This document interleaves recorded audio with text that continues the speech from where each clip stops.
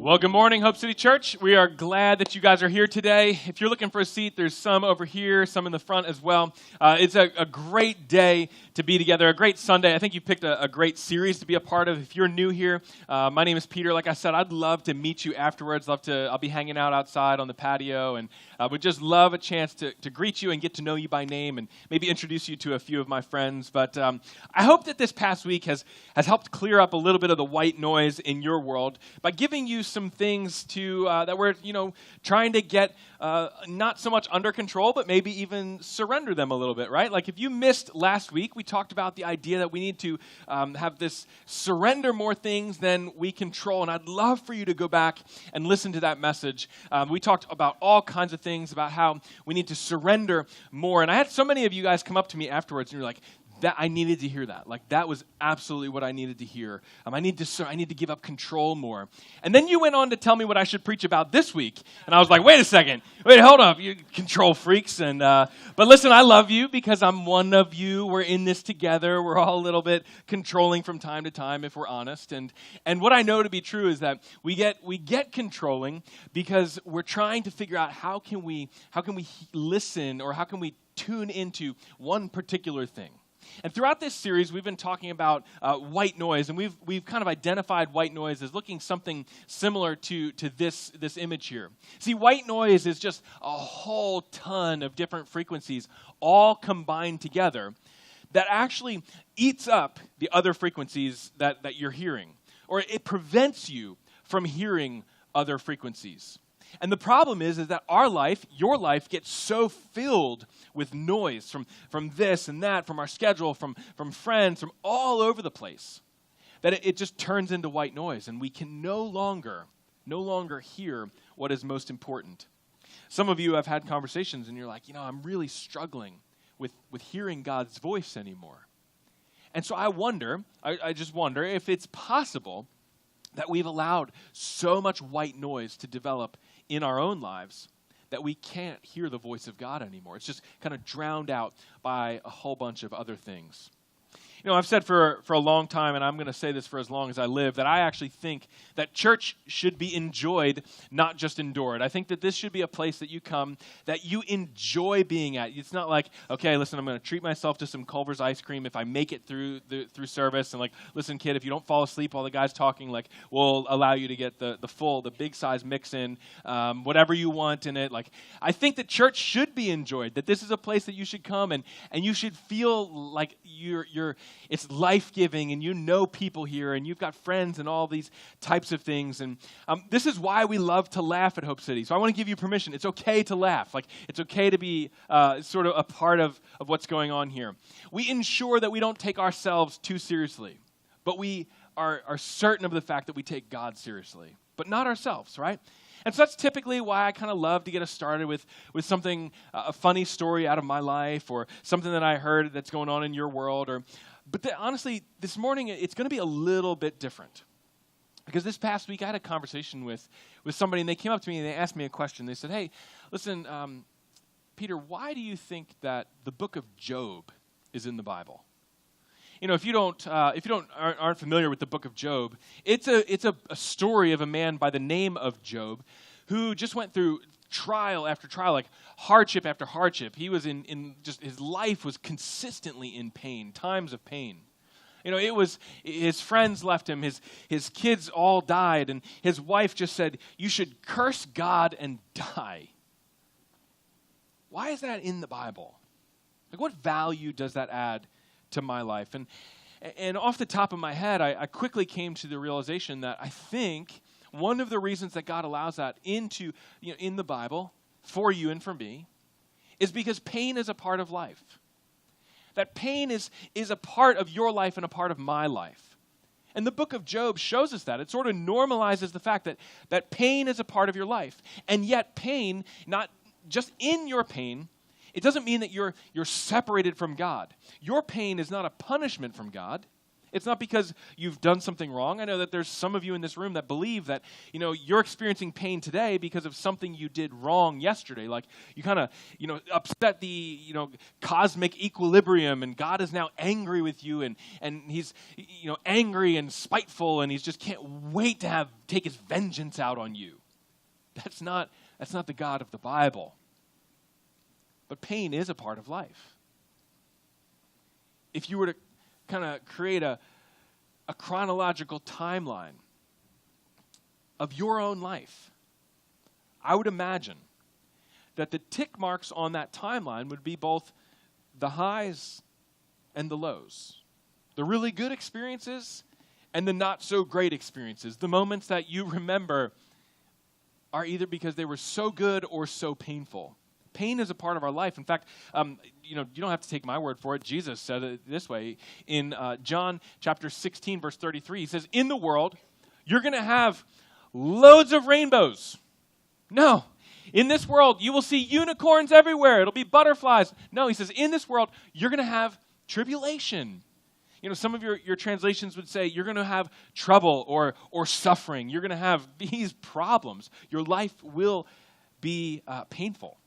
This is incredibly encouraging, right? Like, thank you, Jesus. I was looking forward to reading that this morning. So what happened to church being enjoyed, right? Well, so here's the deal. I know that a lot of times pain is beyond your control. That you're experiencing pain, maybe even today, because somebody else made a decision that has inflicted pain on your life. Maybe you're sitting at a red light. And, you're just sitting there, it stopped, but the guy behind you didn't know that everybody else was stopped. And boom, he hit you. You had nothing to do with it. You were at zero fault, but you are still experiencing the pain of that decision. Maybe your kids brought home a kitten one day, and now you have a cat, and you're like, who did this? It was your kid's fault, not yours, right? Like, did you have to live with a cat in your house? I don't know, but maybe somebody said this to you, right? Like, everything happens for a reason. It's okay. I don't know that there's a truer reason than what this sign says. The sign puts it, everything happens for a reason. Sometimes the reason is you're stupid and you make bad decisions, right? Like, this is the most honest sign I've seen yet. Sometimes it's your fault. It's not always everybody else's fault, right? Like, sometimes I just made a bad choice. And see, here's what we know to be true, is that you actually can choose your pain very often. Very often, there is something to be said about the opportunity you have to choose your own pain, right? You can choose the pain of obeying your parents the first time or facing the consequences later. And every parent in the room was like, amen, come on, preach it, brother. Like, get those kids back in here. You need to tell them that. Or you can choose the pain of spending of less than you make, living within your means today. Or you experience the pain of kind of getting out from underneath a mountain of debt tomorrow. You can choose the pain of studying for the exam, prepping for the meeting, or doing whatever it is that you need to do today, or experience the pain of retaking the class later. You choose the pain. See, it seems to me that when we experience pain in our life, that it actually adds to the noise in our world, that it adds to the white noise that you and I experience, and it can prevent you from hearing from God. It's possible to be so focused on pain that we can't see or hear anything else. See, as you know, in this series, we've been talking about 4 big decisions that we have to make, and today I want to present you one more decision. In fact, I would love to help guide your thoughts throughout the next 30 minutes of how we arrive at choosing discipline over regret.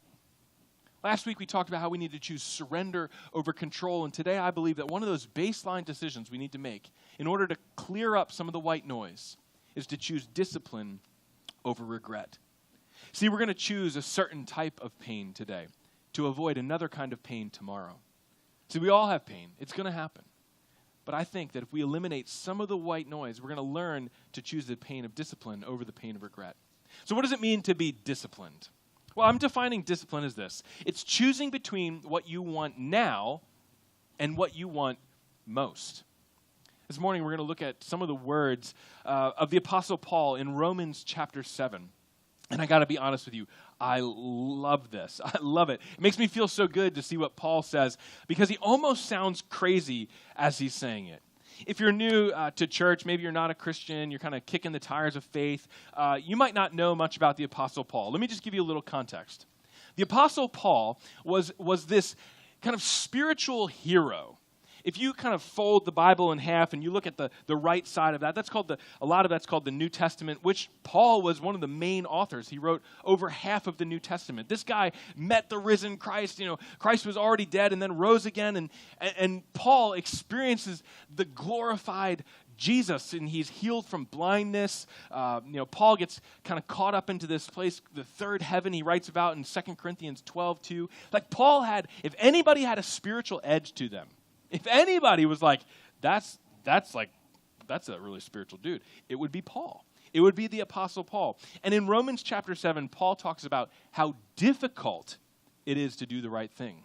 And I love it that he writes this, because his struggle to get it right makes me feel fairly normal. And I hope that you'll see that today, because I mess up so often. And this is what Paul says in Romans chapter 7, verse 15. He says, I don't really understand myself. For what I want to do what's right, but I don't do it. Instead, I do what I hate. I want to do what's right, but I can't. I want to do what's good, but I don't. I don't want to do what's wrong, but I do it anyway. What a miserable person I am. Who will free me from this life that's dominated by sin and death? And he goes, thank God, there's an answer. And the answer is in Jesus Christ, our Lord. See, what's Paul saying right now? He's saying, I want to do the right thing, but I can't do it. I'm often ashamed that I didn't get it right. And guys, I understand this. Like, I get this. Because this is how I feel every time I go to Blaze Pizza, right? Like, I tell myself, I literally tell myself, I look myself in the mirror, I'm like, listen, I will not eat the whole pizza. Repeat after me. I will not eat the whole pizza.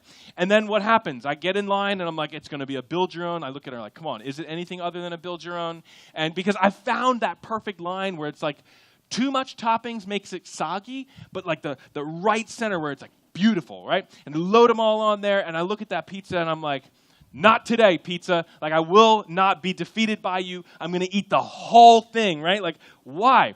Because my stomach says, do it. But my waistline says, knock it off. Like, right? Like, you know this to be true. You know that there are things that you do that you're like, I know I shouldn't do it, but I'm going to do it. See, it's about discipline, Paul says. He's saying the same thing. He's like, I feel so down on myself. I feel so embarrassed that you would think by now that I could get this right, but I don't get it right. Who could ever help me? And he says, thank God.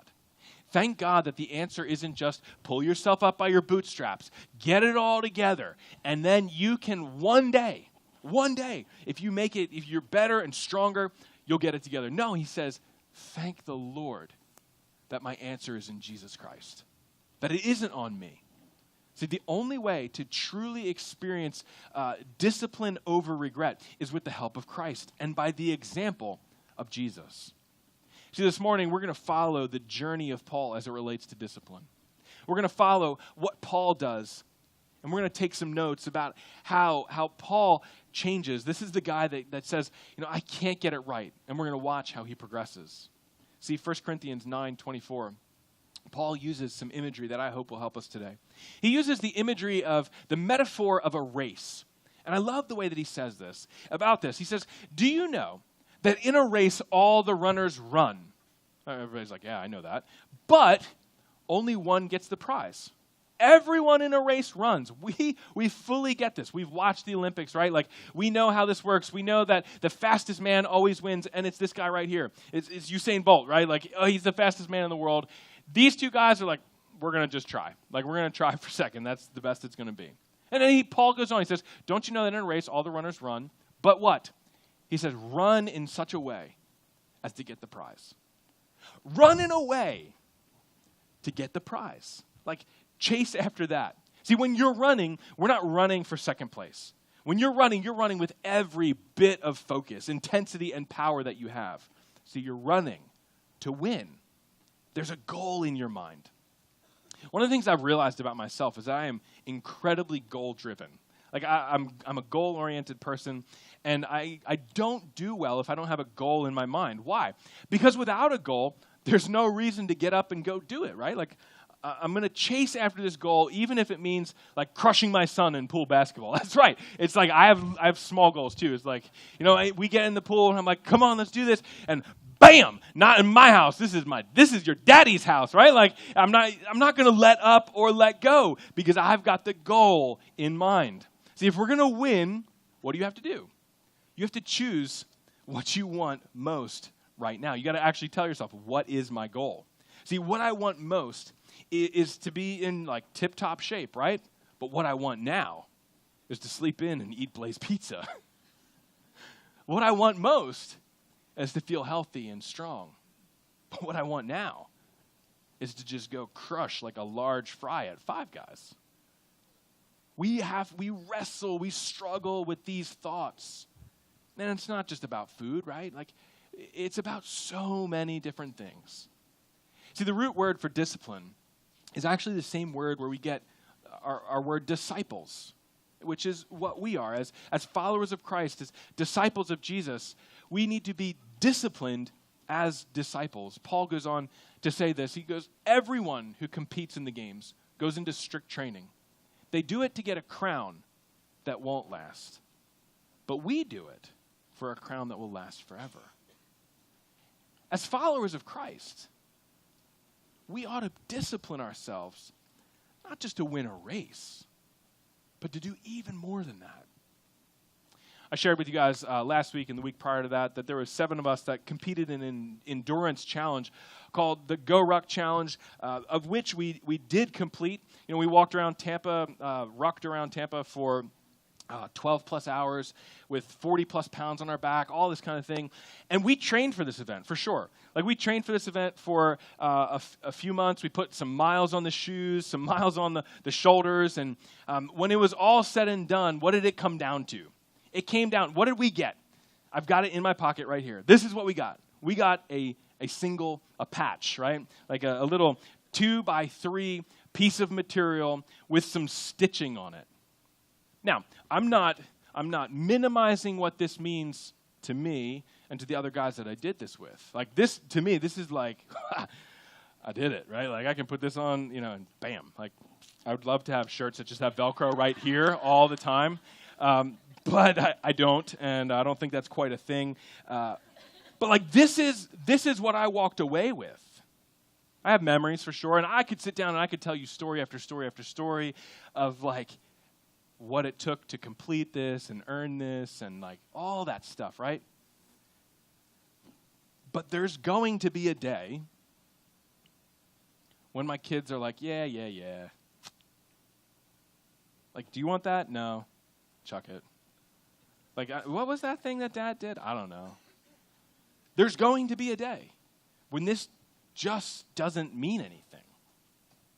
This is like 8 days old to me. It's still like fresh and clean. I'm like, but there's going to be a day. Paul recognizes. He says, listen, it's good to run a race. It's good to do a Go Ruck challenge. It's good to put yourself out there. And we're incentivized by prizes. But Paul says, fix your eyes on a prize that isn't going to fade away. Run after, train for something that adds value to the world around you. It doesn't need to just, be dusted from time to time. No, Paul is saying that this is something that you and I need to do. We're disciplining ourselves in order to bring God glory and see Christ honored in our lives. So we aren't doing this to please coaches or spouses or impress college recruiters. No, this is because we know that there's something significant going on in our lives. And in order to experience that eternal reward and honor God in the process, we must discipline ourselves. We must choose what we want more over what we want now. See, Paul finishes this thought by saying this. He goes, therefore, I don't run like a man who's just kind of aimlessly running. I don't fight like a man just beating the air, shadow boxing. I don't run aimlessly. I run to win. I run to accomplish the goal, to finish the race, to complete the course. See, when you run to win, you're saying that I will choose the pain of discipline for the prize.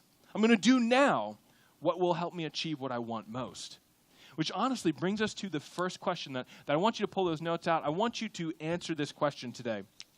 And the question's simple, but it's important. What do you want most? Like, go ahead, write it down. What is that one thing? But hold up, before you do this, let me just give you a hint. Don't write down something dumb, okay? Like, don't write down, like, I want to win the lottery, okay? Like, or I want to divorce my husband and marry Kevin Hart. Here's the clue. You're going to be too tall for him anyway, okay? Like, bring it. Like, bring it in. We need to write down, what is it that you want most? What do you want most, okay? Like, be honest with yourself. Just be super honest. Maybe for you, you want to be closer to God. I've had this conversation with some of you who are like, I want to be closer to God, but I don't know what to do, right? It's okay. Write it down. That's an awesome desire. Maybe you want to lose 20 pounds and honor God with your body. You know that you've been living in an unhealthy way.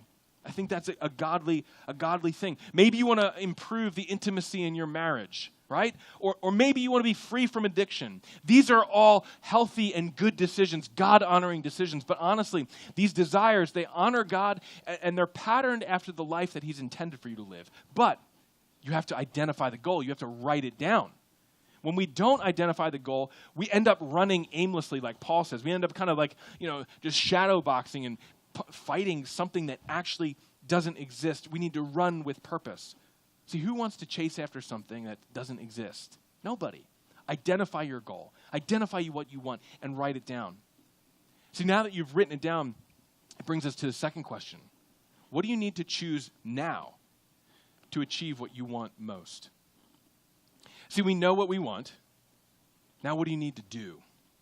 If you wrote down that you want to get closer to God, then you should join a Connect group.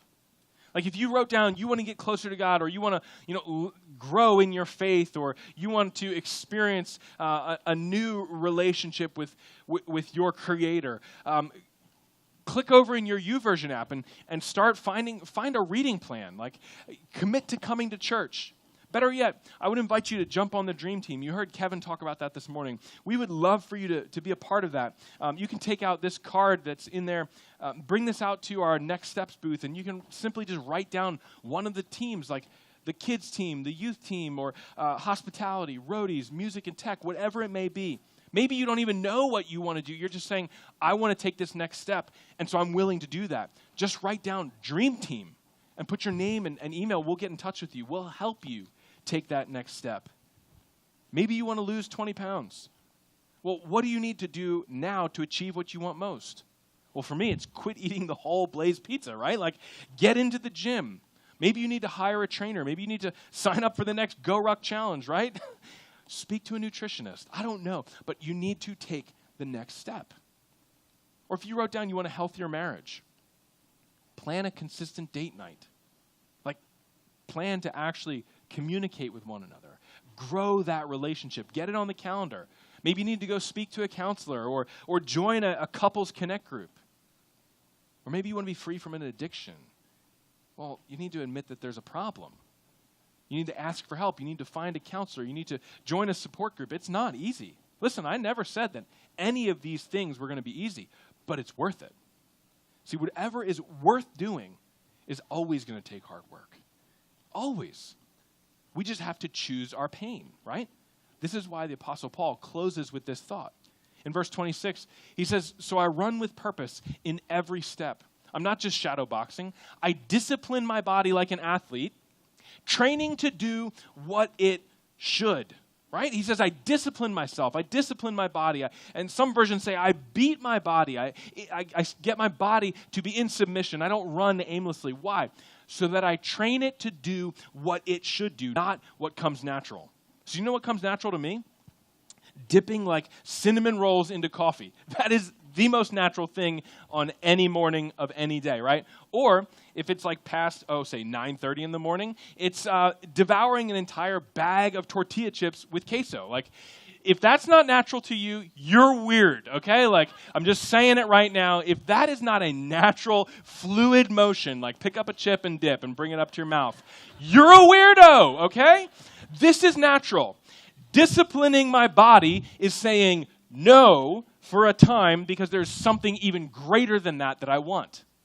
That's discipline. That is beating my body into submission. Maybe for you, it's a box of chocolate donuts. I don't know, or sleeping in late. You know what you're naturally good at. You know what you're like. If you don't like rein it in, you're going to end up there. Maybe your kids are fighting, and you're like, just let them have it. Like, give them boxing gloves. See who's like still standing at the end, right? You don't want to deal with the parenting anymore. See, you know what your secret vices are. Paul is telling you to put purpose and discipline into those. We're choosing to put purpose into every step that we take. And Paul gives us the answer. He gives us the solution. He says, thank God that it's not up to me, right? Thank God that my outcome isn't based upon what I do, but it's based upon one person, and that's Jesus Christ. Every day, we need to wake up and we need to say, Jesus, I need you. I need you right now. I need you in this moment, or I need you in this situation. I need you, Jesus. See, what I hope that you'll understand is that there's never a moment where I don't need Jesus. I'm speaking about myself right now. I need him all the time. I need him just like Paul. I want to do what's right, and I end up doing what's wrong, or I don't want to do what's wrong, and I do what's wrong anyway. Why? Because I'm in need of Christ every minute of every day. I need his power. I need his strength. I need his forgiveness. I need him in my life, and I need it not to be about myself. Like, why do I have people in my life who hold me accountable? Because I need accountability in my life. Why do I have structure in my life? Because I need structure. Why do I have people who pray for me and ask me hard questions? Why? Because I need people to pray for me and ask me hard questions. So do you know what happens when we shortcut our brains, when we shortcut what we want most with what we want now? We actually start to rewire and mess up our brains. We start to do things in our mind that you never intended for to happen. See, when we've chosen something that we're not going to do, and then we go and do it, we've sort of told ourselves, this is off limits, and then you sneak in and you do it, and your brain releases a little chemical. It's like a little rush, and the chemical's called a dopamine, right? And these dopamines basically serve this kind of an effect here. It's like kind of a thumbs up. I liked it. That was good. Like, the dopamines give you a legal high. And after a bit of this, you feel awesome. You're like, man, that was great. You start chasing after that thing that made you feel really good, and you chase after it a little bit more. And before you know it, these sensory triggers are going on in your head, and they're saying, that was good. That was awesome. Like, do that again. And see, this dopamine high, it leaves you wanting more. It leaves you that you need to see more, you need to taste more, you need to drink more, you need to smoke more in order to get that same high feeling. Do you know what it is for me? I'll be totally honest with you. For me, one of these little dopamine thumbs up, it comes in a 16-ounce soda bottle, right? Like, it's just, I've told myself that I just don't drink soda anymore. It's just a thing for me. I know it's my thing. I know it's weird, but I'm a fairly weird person to begin with. But here's what I know. I know that if I drink one soda, that's not going to be enough. I need to drink 2 sodas. And then 2 sodas starts to turn into 3, and then by the end of the week, I'm like, that is a lot of sugar that I've consumed. Because what's my deal, right? Like, I'm trying to be healthy. I want to be here for the long haul and all that kind of stuff. And I know that I have to wrestle with this.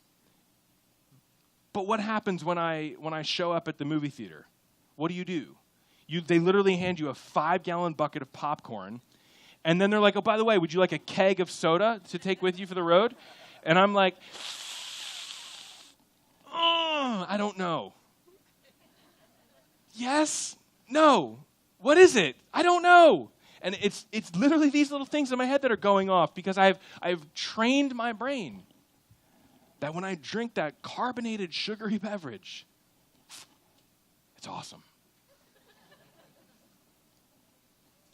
And there's something in your life that you've trained your brain, that your brain just keeps hitting the dopamine button, producing more and more and more and more. And we need to choose discipline. See, here's what it's not about sugar. It's not about sugar. It's not about soda. It's not about any of that stuff. Really, it boils down to this. The thing that you wanted most. What did you write down that you wanted most? Look back at that this morning. Think about that. What did you want most? See, what you need to do now is choose how to achieve or experience what you want most. Because here's what I know to be true, that a lack of discipline today will result in loads of regret tomorrow. As you've identified, you've looked at that thing, you wrote it down, you said, this is what I want most. I want to have a healthy relationship with my wife and with my kids. I wrote that down. See, if we do nothing about that, and now 20, 30 years goes by, I'm going to live with regret that I didn't actually accomplish what I wanted most. See, if you do not do something now about that which you want most, it will very likely become your life's greatest regret. And I refuse to live with regrets. I refuse to be the father that says, oh, I give anything to go back and have time with my kids, but I was too busy, blah, blah, blah, and I missed it. I refuse to be the husband who says, oh my gosh, if I only didn't check those lusts at the door, if I only stopped doing this, I wouldn't have lost my marriage. I'm not going to be that guy. I'm not going to be the one who's later on in life saying, oh, if only I'd taken care of my body, I wouldn't be dealing with this right now. Listen, if you talk to anybody, kind of on the back side of their life who's battling with regrets, it would change everything for you. I refuse to be the one living with regrets. Christ in me is stronger than the desires in me. See, the bottom line is this: we all have a choice. This is why this morning I want us to get to the place where we make that decision, that we choose discipline over regret. Maybe today you're saying, you know what, I've tried my best. I've tried my best to do things right, and I still do things wrong. Or I'm caught up in these desires, and listen, you're in good company. The Apostle Paul says, I understand what that's like. I'm trying to do good, but I end up doing the wrong thing. See, here's the problem. Let me just tell you plainly, and this isn't very popular, not a lot of people love this, but frankly, the truth is that we're all sinners.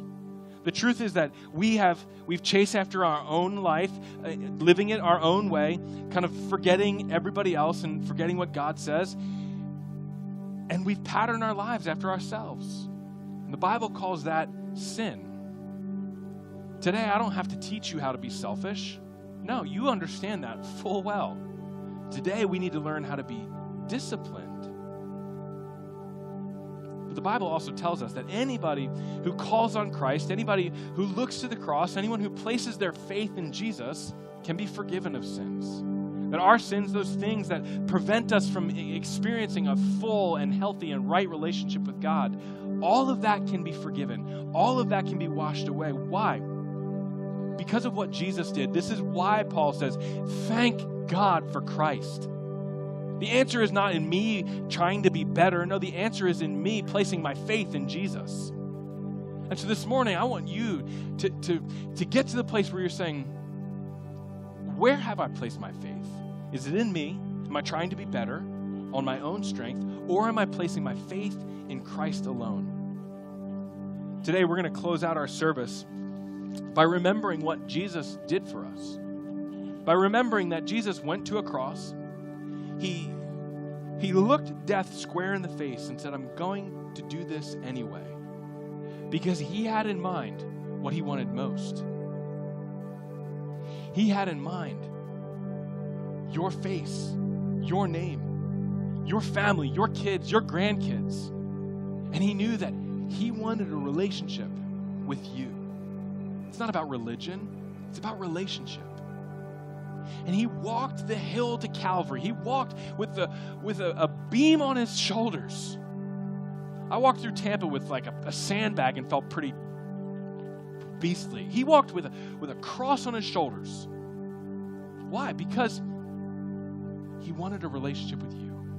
Because he wanted you to experience forgiveness and God's grace.